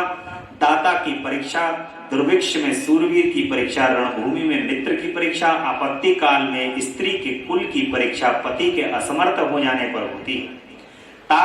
संकट पड़ने पर विनय की परीक्षा होती है और परोक्ष में सत्य एवं उत्तम स्नेह की अन्यथा नहीं। यह मैंने सच्ची बात कही है। मित्रवर, उस समय मुझ पर जो विपत्ति आई है उसका निवारण दूसरे किसी से नहीं हो सकता, अतः आज तुम्हारी परीक्षा हो जाएगी। ये कार्य केवल मेरा ही है और मुझे ही सुख देने वाला है, ऐसी बात नहीं, अपितु ये समस्त देवता आदि का कार्य है, इसमें कोई संशय नहीं। इंद्र की यह बात सुनकर कामदेव मुस्कुराकर और प्रेम पूर्ण गंभीर वाणी से कहते हैं कि देवराज, आप ऐसी बात क्यों कहते हैं? मैं आपका उत्तर नहीं दे रहा हूं, आवश्यक निवेदन मात्र कर रहा हूं। लोक में कौन उपकारी मित्र और कौन बनावटी है, यह स्वयं देखने की वस्तु है, कहने की बात नहीं। जो संकट के समय बहुत बातें करता है वह काम क्या करेगा? तथापि महाराज प्रभु, मैं कुछ कहता हूं उसे सुनिए। मित्र, जो आपके इंद्र पद को छीनने के लिए दारुण तपस्या कर रहा है, आपके उस शत्रु को मैं सर्वथा तपस्या से भ्रष्ट कर दूंगा। जो काम जिससे पूरा हो सके, विद्यमान पुरुष उसे उसी काम में लगाएं। मेरे योग्य जो कार्य हो वह सब आप मेरे जिम्मे कीजिए। कामदेव से कह रहे हैं, इंद्रदेव से कामदेव कह रहे हैं कि आपका काम मैं सफल कर दूंगा और काम की भावना उत्पन्न करके उसको नष्ट भ्रष्ट कर दूंगा, उसकी तपस्या को। संकट के समय में मित्र ही मित्र के काम आए। आज मित्रता दिवस भी है और ये मित्रता का प्रसंग भी आज इसमें आ गया है। जब जो मित्रता का कार्य होता है, मित्र का कार्य होता है, उसमें जब मित्र के ऊपर संकट आता है तो कोई इफ एंड बट नहीं। उस समय पर हर मित्र को अपने मित्र की सहायता करने के लिए तत्पर रहना चाहिए और बड़े ही शीघ्र उसके कार्य को तत्पर रहते हुए उसका परिणाम न सोचते हुए उसका साथ देना चाहिए। यही सच्चे मित्र की पहचान होती है। ऐसा ही कामदेव कर रहे हैं और इतने भयंकर राक्षस के पास भी जाने के लिए वो कह रहे हैं। ब्रह्मा जी कहते हैं, कामदेव का यह कथन सुनकर इंद्र बड़े प्रसन्न हुए। वे कामनियों को सुख देने वाले काम को प्रणाम करके उससे इस प्रकार कहते हैं। इंद्र कहते हैं कि तात मनोभव, मैंने अपने मन में जिस कार्य को पूर्ण करने का उद्देश्य रखा है उसे सिद्ध करने में केवल तुम ही समर्थ हो, दूसरे किसी ने उस कार्य को होना संभव नहीं। मित्रवर मनोभाव काम जिसके लिए आज तुम्हारे सहयोग की अपेक्षा है, उसे ठीक ठाक बता रहा हूं, सुनो। तारक नाम से प्रसिद्ध जो महान दैत्य है वह ब्रह्मा जी का अद्भुत वर पाकर अजय हो गया है और सभी को दुख दे रहा है, वह सारे संसार को पीड़ा दे रहा है। उसके द्वारा बारंबार धर्म का नाश हुआ है, उससे सब देवता और समस्त ऋषि दुखी हुए। संपूर्ण देवताओं से पहले उसके साथ अपनी पूरी शक्ति लगाकर सभी ने युद्ध किया था, परंतु उसके ऊपर सबके अस्त्र शस्त्र निष्फल हो गए हैं। जल के स्वामी वरुण का पाश टूट गया, श्री हरि का सुदर्शन चक्र भी सफल नहीं रहा। श्री विष्णु ने उसके कंठ पर चक्र चलाया किंतु वह कुंठित हो गया। ब्रह्मा जी ने महायोगेश्वर भगवान शंभु के पुत्र जो उत्पन्न होगा बालक के हाथ से दुरात्मा दैत्य की मृत्यु बताई है। यह कार्य तुम्हें अच्छी तरह और प्रयत्न पूर्वक करना चाहिए। मित्र वर्ग, उसके हो जाने पर हम देवताओं को बड़ा सुख मिलेगा। भगवान शंभु गिरिराज हिमालय पर उत्तम तपस्या में लगे हुए,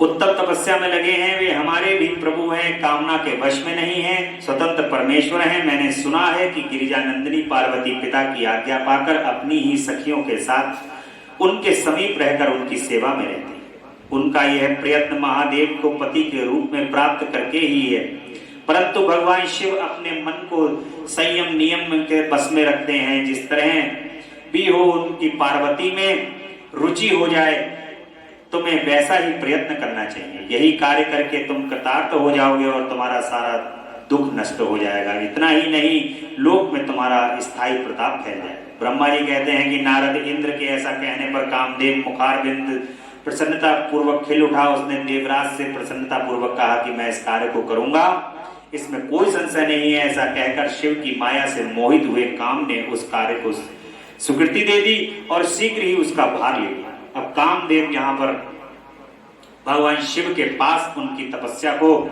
भंग करने के लिए कामदेव आते हैं और अपने मित्र की बात को रखने के लिए भगवान शिव के पास, शिव और शिवा के पास यहां पर आते हैं। ब्रह्मा जी कहते हैं, काम अपने साथ बसंत आदि को लेकर वहां पहुंच जाते हैं। उसने भगवान शिव पर अपने बाण चलाए। तब शंकर जी के मन में पार्वती के प्रति आकर्षण होने लगा और उनका धैर्य टूटने लगा। अपने धैर्य का हिरास होता देख महायोगी महेश्वर अत्यंत विस्मित हो मन ही मन इस प्रकार चिंतन करने लगे। भगवान शिव कहते हैं कि मैं तो उत्तम तपस्या कर रहा था, उसमें विघ्न कैसे आ गया, किस कुकर्मी ने यहां मेरे चित्त में विकार पैदा किया। इस तरह विचार करके सत्पुरुषों के आश्रयदाता महायोगी परमेश्वर शिव शंकर युक्त हो संपूर्ण दिशाओं की ओर देखने लगे। इसी समय वाम भाग में बाण खींचे हुए काम पर उनकी दृष्टि पड़ी। वह मूढ़ चित्त मदन अपनी शक्ति के घमंड में आकर पुनः अपना बाण छोड़ना नहीं चाहता, बाण छोड़ना ही चाहता था। नारद इस अवस्था में काम पर दृष्टि पड़ते ही परमात्मा गिरीश को तत्काल रोष चढ़ाया और मुनि उधर आकाश में बाण सहित धनुष लिए खड़े हुए काम ने भगवान शंकर पर अपना अमोघ अस्त्र छोड़ दिया, जिसका निवारण करना बहुत कठिन था। परंतु परमात्मा शिव वह अमोघ अस्त्र भी मोद हो गया। कुपित हुए परमेश्वर के पास आते ही शांत हो गया। भगवान शिव पर अपने अस्त्र के व्यर्थ हो जाने पर मनमत हो बड़ा भय हुआ। भगवान मृत्युंजय को सामने देखकर वह कांप उठा और इंद्र आदि समस्त देवताओं का स्मरण करने लगा। मुनि श्रेष्ठ अपना प्रयास निष्फल हो जाने पर काम भय से व्याकुल हो उठा। मुनीश्वर कामदेव के स्मरण करने पर वे इंद्र आदि सब देवता वहां आ पहुंचे और शंभु को प्रणाम करके उनकी स्तुति करने लगे। देवता स्तुति कर ही रहे थे कि कुपित हुए भगवान शंकर ललाट के मध्य भाग में स्थित तृतीय नेत्र से बड़ी भारी आग तत्काल प्रकट होकर के निकली और उसकी ज्वालाएं ऊपर की ओर उठ रही थी। वह भाग धू धू करके जलने लगा, उसकी प्रभाव प्रलयाग्नि के समान जान पड़ती। वह आग तुरंत ही आकाश में उछली और पृथ्वी पर गिर पड़ी, फिर अपने चारों ओर चक्कर काटती हुई धराशायिनी हो गई। साधु भगवान क्षमा कीजिए, क्षमा कीजिए, यह बात जब तक देवताओं के मुख से निकले तब तक ही आग ने कामदेव को जलाकर भस्म कर दिया। उस वीर कामदेव के मारे जाने पर देवताओं को बड़ा दुख हुआ। वे व्याकुल हो गए कि हाय ये क्या हुआ, ऐसा कहकर जोर जोर से चीत्कार करते हुए रोने बिलखने लगे। उस समय विकृत चित्त हुई पार्वती का सारा शरीर सफेद पड़ गया, कांटों तो खून नहीं। वे सखियों के साथ ले अपने भवन को चली गई। कामदेव के जल जाने पर रति वहां एक क्षण तक अचेत पड़ी रही। पति की मृत्यु के दुख से वह इस तरह पड़ी थी मानो मर गई। थोड़ी देर में जब होश हुआ तब अत्यंत व्याकुल हो रति उस समय तरह तरह की बातें कहकर विलाप करने लगी। कह रही हैं कि मैं क्या करूं, कहां जाऊं, देवताओं ने ये क्या किया, मेरे उद्दंड स्वामी को बुलाकर नष्ट करा दिया। हाय नाथ स्वम स्वामिनी प्राण प्रिय, मुझे सुख देने वाले प्रियतम, हा प्राणनाथ, ये क्या हो गया। ब्रह्मा जी कहते हैं कि नारद इस प्रकार रोती बिलखती और उनके उस अनेक प्रकार की बातें करती हुई रति हाथ पैर पटकने और अपने सिर के बालों को नोचने लगी। उस समय उनका विलाप सुनकर वहां रहने वाले समस्त वनवासी जीव एवं वृक्ष आदि स्थावर प्राणी भी बहुत दुखी हो गए। इसी बीच में इंद्र आदि समस्त देवता महादेव का स्मरण करते हुए रति को आश्वासन दे इस प्रकार कहते हैं कि तुम काम के शरीर का थोड़ा सा भस्म लेकर उसे यत्न पूर्वक रखो और भय छोड़ो। हम सबके स्वामी महादेव कामदेव को पुनः जीवित कर देंगे। भगवान शिव ने जिसे मारा है उसे पुनः जीवित जरूर किया। अब कामदेव को भी भगवान को यहाँ पर पुनः जीवित करना है। भगवान किसी को जो है बस केवल उसकी सजा का फल देते हैं, बाकी फिर उसको उसी प्रकार से जीवित कर देते हैं। अहंकार का नाश करते हैं। कामदेव को अहंकार हो गया है कि मैं जो हूं, मेरे जो बाण हैं उस बाण से मैं हर एक को पथभ्रष्ट कर सकता हूं। वो भगवान शिव पे भी यही प्रयास करने लगा और उसको ये घमंड हो गया कि भगवान शिव जो हैं वो मेरे बाणों से परिवर्तित हो जाएंगे। परंतु भगवान शिव को क्रोध आ जाता है कि उनकी तपस्या जब भंग होने लगती है तो उन्हें क्रोध आ जाता है और अपनी क्रोध की अग्नि से कामदेव को भस्म कर देते हैं। कामदेव को भस्म करने के बाद देवता उपाय बताते हैं, तुम फिर अपने प्रियतम को प्राप्त कर लोगी। कोई किसी को ना तो सुख देने वाला है और ना कोई दुख ही देने वाला है। सब लोग अपनी अपनी करनी का फल भोगते हैं। तुम देवताओं को दोष देकर व्यर्थ ही शोक करती। इस प्रकार रति को आश्वासन दे सब देवता भगवान शिव के पास भाग जाते हैं और उन्हें भक्ति भाव से प्रसन्न कर करके कहते हैं भगवान शिव शरणागत वत्सल महेश्वर, आप कृपा करके हमारे इस शुभ वचन को सुनिए। हे प्रभु, आप कामदेव की करतूत पर भली भांति प्रसन्नता पूर्वक विचार कीजिए, महेश्वर काम ने यह कार्य किया है, इसमें कोई संशय, कोई स्वार्थ नहीं था। दुष्ट तारकासुर से पीड़ित हुए हम सब देवताओं ने मिलकर उससे एक काम कराया है। हे प्रभु, इसे आप अन्यथा ना समझे। सब कुछ देने वाले देव गिरीश, सती साध्वी रति अकेली अति दुखी होकर विलाप कर रही हैं, आप उसे सांत्वना प्रदान करें। शंकर, यदि आप इस क्रोध के द्वारा आपने कामदेव को मार डाला तो हम यही समझेंगे कि आप देवताओं सहित समस्त प्राणियों का संहार कर डालना चाहते हैं। रति का दुख देखकर देवता नष्ट प्राय हो रहे हैं, इसलिए आपको रति का शोक दूर करना चाहिए। ब्रह्मा जी कहते हैं कि नारद, समस्त देवताओं का यह वचन सुनकर भगवान शिव प्रसन्न हो उनसे इस प्रकार कहते हैं। भगवान शिव कहते हैं, देवताओं और ऋषियों, तुम सब आदर पूर्वक मेरी बात सुनो। मेरे क्रोध से जो कुछ हो गया है वह जो अन्यथा हो सकता है, तथापि रति का शक्तिशाली पति कामदेव तभी तक अनंग शरीर रहित रहेगा जब तक रुक्मणी पति सहित श्री कृष्ण का धरती पर अवतार नहीं हो जाता। कामदेव जब उत्पन्न होंगे जब रुक्मणी पति भगवान श्री कृष्ण इस धरती के ऊपर आएंगे। भगवान शिव कह रहे हैं, जब श्री कृष्ण द्वारिका में रहकर पुत्रों को उत्पन्न करेंगे तब वे रुक्मणी के गर्भ से काम भी जन्म देंगे। उस काम का ही नाम उस समय प्रद्युम्न होगा। भगवान श्री कृष्ण का जो पुत्र होगा वो कामदेव के रूप में जन्म लेगा, जिसका नाम प्रद्युम्न होगा। इसमें कोई संशय नहीं है। उस पुत्र के जन्म लेते ही संबरासुर उसे हर लेगा और हरण के पश्चात दान शिरोमणि शांब उस शिशु को समुद्र में डाल देगा। फिर वह मूढ़ उसे मरा हुआ समझकर अपने नगर को लौट जाएगा। रते, उस समय तक तुम्हें संबरासुर के नगर में सुखपूर्वक निवास करना चाहिए। वहीं तुम्हें अपने पति प्रद्युम्न की प्राप्ति होगी। वहां तुमसे मिलकर काम युद्ध में संबरासुर का वध करेगा और सुखी होगा।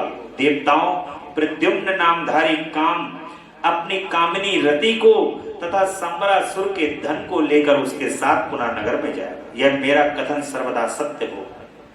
ब्रह्मा जी कहते हैं कि नारद, भगवान शिव की यह बात सुनकर देवताओं के चित्त में कुछ उल्लास हुआ और वे उन्हें प्रणाम कर दोनों हाथ जोड़कर विनीत भाव से कहते हैं कि देव देव महादेव करुणा सागर प्रभु, आप कामदेव को शीघ्र जीवन दान दें तथा रति के प्राणों की रक्षा करें। देवताओं की यह बात सुनकर सबके स्वामी करुणा सागर परमेश्वर शिव पुनः प्रसन्न होकर कहते हैं कि मैं बहुत प्रसन्न हूँ, मैं काम को सबके हृदय में जीवित कर दूंगा, वह सदा मेरा गण होकर विहार करेगा। अब अपने स्थान को जाओ, मैं तुम्हें दुख का सर्वथा सबका दुख का नाश कर दूंगा। ऐसा कहकर रुद्रदेव उस समय स्तुति करने वाले देवताओं के देखते देखते अंतर ध्यान हो गए। देवताओं का विस्मय दूर हो गया और वे सब के सब प्रसन्न हो गए। मुनि तदंतर रुद्र की बात पर भरोसा करके स्थिर रहने वाले देवता रति को उनका कथन सुनाकर आश्वासन दे अपने अपने स्थान को चले गए।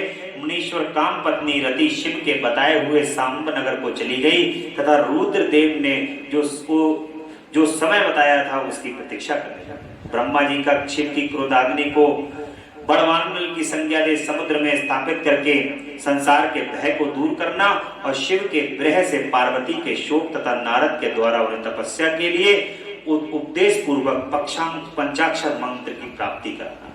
ब्रह्मा जी कहते हैं कि नारद, जब भगवान रुद्र के तीसरे नेत्र से प्रकट हुई अग्नि जब कामदेव के को शीघ्र जलाकर भस्म कर दिया, तब वह बिना किसी प्रयोजन के ही प्रज्वलित हो सब ओर फैलने लगी। उससे चराचर प्राणियों सहित 3 लोकों में महान हाहाकार मच गया। तात संपूर्ण देवता और ऋषि तुरंत मेरी शरण में आए। उन सब ने अत्यंत व्याकुल होकर मस्तक झुका दोनों हाथ जोड़ मुझे प्रणाम किया और मेरी स्तुति कर मैं दुख निवेदन किया। वह सुनकर मैं भगवान शिव का स्मरण करके उनके द्वारा हेतु का भली भांति विचार कर तीनों लोकों की रक्षा के लिए विनीत भाव से वहां पहुंचा। वह अग्नि ज्वालमालाओं से अत्यंत उद्दीप्त हो भगवान को जला देने के लिए, इस जगत को जला देने के लिए उद्यत थी, परंतु भगवान शिव की कृपा से प्राप्त हुए उत्तम तेज द्वारा मैंने उसे तत्काल स्तंभित कर दिया। मुनि त्रिलोकी को दग्ध करने की इच्छा रखने वाली उस क्रोधमय अग्नि को मैंने एक ऐसे घोड़े के रूप में परिणित कर दिया जिसके मुख से सौम्य ज्वाला प्रकट हो रही थी। भगवान शिव की इच्छा से उस बांडव शरीर घोड़े वाली अग्नि को लेकर मैं लोकहित के लिए समुद्र तट पर गया। मुनि, मुझे आया देख समुद्र एक दिव्य पुरुष का रूप धारण करके हाथ जोड़े हुए मेरे पास आया। मुझ संपूर्ण लोगों के पितामह की भली भांति विधिवत स्तुति वंदना करके सिंधु ने मुझसे प्रसन्नता पूर्वक कहा। सागर कहता है कि सर्वेश्वर ब्रह्मा जी, आप यहाँ किस लिए पधारे हैं? मुझे अपना सेवक समझकर बात को प्रीति पूर्वक कहिए। सागर की बात सुनकर भगवान शंकर का स्मरण करके लोक हित का ध्यान रखते हुए मैंने उससे प्रसन्नता पूर्वक कहा कि तात समुद्र, तुम बड़े बुद्धिमान और संपूर्ण लोकों में हितकारी हो। मैं शिव की इच्छा से प्रेरित हो हार्दिक प्रीति पूर्वक तुमसे कह रहा हूँ, यह भगवान महेश्वर का क्रोध है जो महान शक्तिशाली अश्व के रूप में यहाँ उपस्थित है। यह कामदेव को दग्ध करके तुरंत ही संपूर्ण जगत को भस्म करने के लिए उद्यत हो गया है। यह देख पीड़ित हुए देवताओं की प्रार्थना में मैं संकरेक्षा बस यहाँ आया हूँ और इस अग्नि को स्तंभित किया है। फिर इसने घोड़े का रूप धारण किया है और इसे लेकर मैं यहाँ आया हूँ। जलाधार, मैं जगत पर दया करके तुम्हें यह आदेश दे रहा हूँ, इस महेश्वर के क्रोध को जो बाणव का रूप धारण करके मुख से ज्वाला प्रकट करता हुआ खड़ा है, तुम प्रलय काल प्रयत्न धारण किए रहो। सरपते, जब मैं यहीं आकर वास करूंगा तब तुम भगवान शंकर के इस अद्भुत क्रोध को छोड़ देना। तुम्हारा जल ही प्रतिदिन इसका भोजन होगा। तुम यत्न पूर्वक इसे ऊपर ही धारण किए रहना, जिससे यह तुम्हारी अनल जल सिरा के भीतर न चले। ब्रह्मा जी कहते हैं कि नारद, मेरा ऐसे कहने पर समुद्र ने रूद की क्रोध राग्नि का बड़ वान नल को धारण किया, स्वीकार कर लिया, जो दूसरे के लिए असंभव था। तदंतर बड़ बालाग्नि समुद्र में प्रविष्ट हुई और ज्वाल मालाओं से प्रदीप्त हो सागर की जला राशि का दहन करने लगी। मुनि, इससे संतुष्ट चित्त होकर मैं अपने लोक को चला आया और वह दिव्य रूपधारी समुद्र मुझे प्रणाम करके अदृश्य हो गया। महामुनि रुद्र की उस क्रोधाग्नि के भय से छूटकर संपूर्ण जगत स्थिर का अनुभव करने लगा और देवता तथा मुनि सुखी हो गए। नारद जी कहते हैं कि दया नदी मदन दहन के पश्चात गिरजानंदिनी पार्वती देवी ने क्या किया, वे अपनी दोनों सखियों के साथ कहाँ गईं, यह सब मुझे बताइए। ब्रह्मा जी ने कहा, भगवान शंकर के नेत्र से उत्पन्न हुई आग से जब कामदेव को दग्ध किया तब महान अद्भुत शब्द प्रकट हुआ, जिससे सारा आकाश गूंज उठा। उस महान शब्द के साथ ही कामदेव दग्ध हुआ। देख भयभीत और व्याकुल हुई पार्वती दोनों सखियों के साथ अपने घर चली गई। उस शब्द से परिवार सहित हिम्मान भी बड़े विस्मय में पड़ गए और वहां गई हुई अपनी पुत्री का स्मरण करके उन्हें बड़ा क्लेश हुआ। इतने में पार्वती दूर से आती हुई दिखाई दी। वे शंभु के विरह से रो रही थी। अपनी पुत्री को अत्यंत बेहल हुई देखकर शैलराज हिम्मान को बड़ा शोक हुआ और वे शीघ्र ही उसके पास आ पहुंचे और फिर दोनों हाथों से आंसू पोंछ करके कहते हैं कि डरो मत, रो मत। ऐसा कहकर अचलेश्वर हिम्मान ने अत्यंत बेहल हुई पार्वती को शीघ्र ही गोद में उठा लिया और उसे सांत्वना देते हुए अपने घर ले आए। कामदेव का दाह करके महादेव जी अदृश्य हो गए, अतः उनके विरह से पार्वती अत्यंत व्याकुल हो उठी। उन्हें कहीं भी सुख या शांति नहीं मिलती। पिता के घर जाकर जब वे अपनी माता से मिली तब उस समय पार्वती शिवा ने अपना नया जन्म हुआ माना। वे अपने रूप की निंदा करने लगी और बोली कि सखियों के समझाने पर भी माता नहीं मानती। गिरिराज कुमारी उनको कुछ समझ में नहीं आ रहा था। वे सोते जागते, खाते पीते, नहाते धोते, चलते फिरते सखियों के साथ बीच में खड़े होते समय कभी भी किंचित मात्र भी सुख का अनुभव नहीं करती थी। मेरे स्वरूप को तथा जन्म कर्म को भी धिक्कार है, ऐसा कहती हुई वे सदा महादेव की प्रत्येक चेष्टा का चिंतन करती। इस प्रकार पार्वती भगवान शिव के विरह में मन ही मन अत्यंत क्लेश का अनुभव करती हुई और किंचित मात्र भी सुख नहीं पाती थी। वे सदा शिव शिव का जप किया करती थी। शरीर से पिता के घर में रहकर भी वे चित्त से पिनाक पाणी भगवान शिव के पास पहुंची रहती थी। शिवा शोक मग्न हो बारंबार मूर्छित हो जाती थी। शैलराज हिम्मान, उनकी पत्नी मेनका तथा उनके मैनाक आदि सभी पुत्र जो बड़े उदार चेता थे, उन्हें सदा सांत्वना देते रहते। तथापि वे भगवान शंकर को भूल ना सकी। बुद्धिमान देवऋषि तदंतर एक दिन इंद्र की प्रेरणा से इच्छानुसार घूमते हुए तुम हिमालय पर्वत पर आए। उस समय महात्मा हिमवान ने तुम्हारा स्वागत सत्कार किया, कुशल मंगल पूछा, फिर तुम उनके दिए हुए उत्तम आसन पर बैठे। तदंतर शैलराज ने अपनी कन्या के चरित्र का आरंभ से ही वर्णन किया, किस तरह उसने महादेव की सेवा आरंभ की, किस तरह उसके द्वारा कामदेव का दहन हुआ, यह सब कुछ बताया। मुनि, ये सब सुनकर तुमने गिरिराज से कहा कि शैलेश्वर भगवान शिव का भजन करो। फिर उनसे विदा लेकर तुम उठे और मन ही मन शिव का स्मरण करके शैलराज को छोड़ शीघ्र ही एकांत में काली के पास पहुंचे। मुनि, तुम लोकोपकारी ज्ञानी तथा शिव के प्रिय भक्त हो, समस्त ज्ञानवानों के शिरोमणि हो, अतः काली के पास आ उसे संबोधित करके उसी के हित में स्थित हो, उससे सादर ये सत्य वचन कहे। नारद जी कहते हैं कि कालिके, तुम मेरी बात सुनो, मैं दयावश सच्ची बात कह रहा हूं। मेरा वचन तुम्हारे लिए सर्वथा हितकर है, निर्दोष तथा उत्तम काव्य वस्तुओं को देने वाला होगा। तुमने यहाँ महादेव की सेवा अवश्य की थी, परंतु यह बिना तपस्या के गर्व युक्त होकर की थी। दीनों पर अनुग्रह करने वाले शिव ने तुम्हारे उसी गर्व को नष्ट किया है। शिवे, तुम्हारे स्वामी महेश्वर विरक्त हो महायोगी हैं, उन्होंने केवल कामदेव को जलाकर जो तुम्हें सकुशल छोड़ दिया है, उसमें यही कारण है कि वे भगवान भक्त वत्सल हैं। अतः तुम उत्तम तपस्या में संलग्न हो, चिरकाल तक महेश्वर की आराधना करो।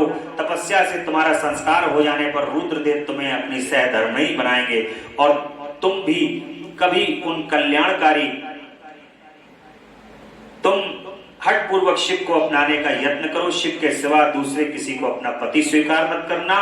ब्रह्मा जी कहते हैं कि मुनि, तुम्हारी ये बात सुनकर गिरिजा कुमारी काली कुछ उल्लसित हो तुमसे हाथ जोड़कर प्रसन्नता पूर्वक कहती है। शिवा ने कहा कि प्रभु, आप सर्वज्ञ तथा जगत का उपकार करने वाले हैं। मुनि, मुझे रुद्रदेव की आराधना के लिए कोई मंत्र बताइए। ब्रह्मा जी कहते हैं, नारद पार्वती का यह वचन सुनकर तुमने पंचाक्षर शिव मंत्र ओम नमः शिवाय, ओम नमः शिवाय, ओम नमः शिवाय उन्हें विधि पूर्वक उपदेश दिया और साथ ही उस मंत्र राज में श्रद्धा उत्पन्न करने के लिए तुमने सबसे अधिक प्रभाव बताया।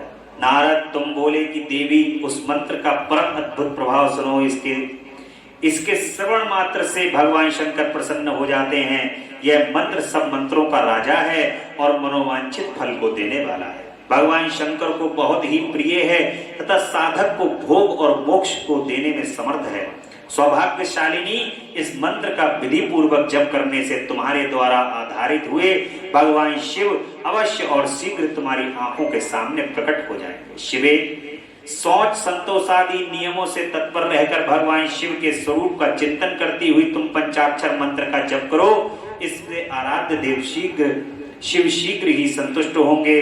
साध्वी, इस तरह तपस्या करो, तपस्या से महेश्वर वश में हो सकते हैं। तपस्या से ही सबको मनोवांछित फल की प्राप्ति होती है, अन्यथा नहीं होती।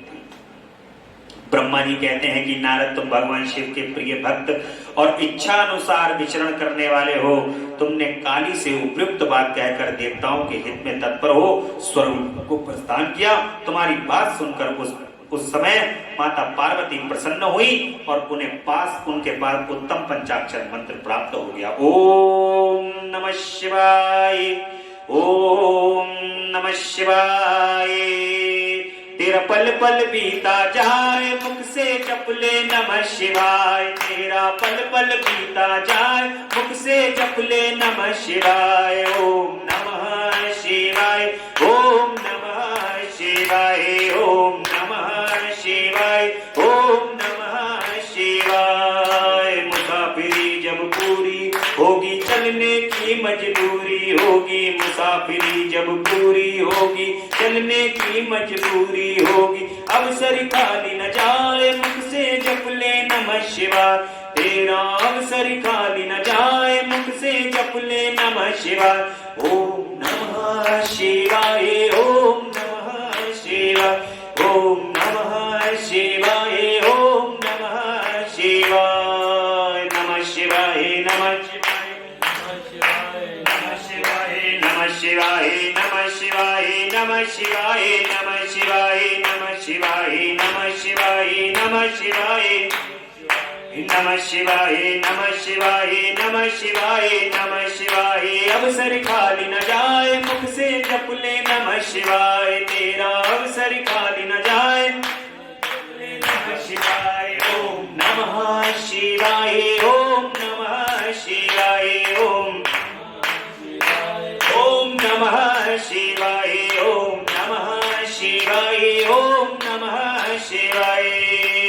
बोलिए हर हर महादेव, हर हर हर महादेव। शिव शंभो कैलाशपति, जगदम्बा रानी की जय। आज की कथा यही विश्राम लेंगी और कल की कथा में माता बहुत ही भगवान की तपस्या कर रही हैं, बड़ी तत्परता से तपस्या कर रही हैं। और कल की कथा में देवता लोग भगवान शिव से विवाह का अनुरोध कर रहे हैं।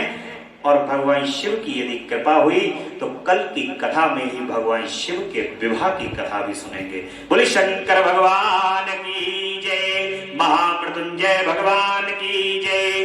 बोले हर